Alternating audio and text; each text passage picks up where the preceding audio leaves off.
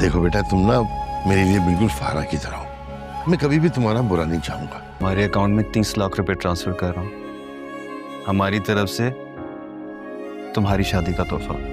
भाई साहब बेटी के घर आए हैं, बेटी के घर आकर कौन सा कमाल कर दिया हमने। अरे कमाल ही तो है ये, 6 महीने के बाद बेटी के घर तशरीफ लाए आप लोग।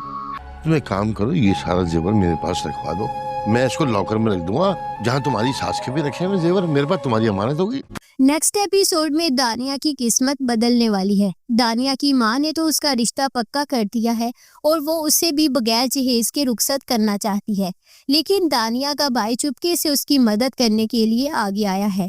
उसने दानिया के अकाउंट में 30 लाख रुपए भेज दिए हैं और कहा है कि इसके बारे में माँ को कुछ भी ना पता चले। ये उसकी तरफ से शादी का तोहफा है ताकि दानिया अपनी पसंद की शॉपिंग कर सके।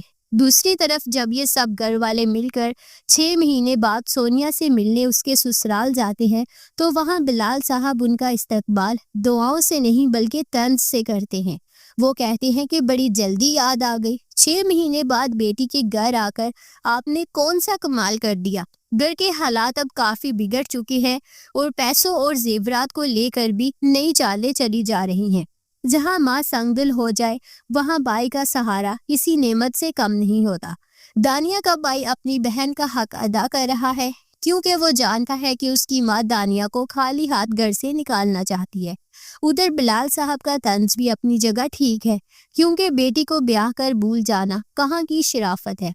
सोनिया बेचारी तो पहले ही दुख झेल रही थी, अब घर वालों के आने पर उसे मजीद बातें सुननी पड़ रही हैं। अब देखना ये है कि क्या दानिया इन पैसों से अपनी जिंदगी संभाल पाएगी या उसकी माँ को इस राज का पता चल जाएगा।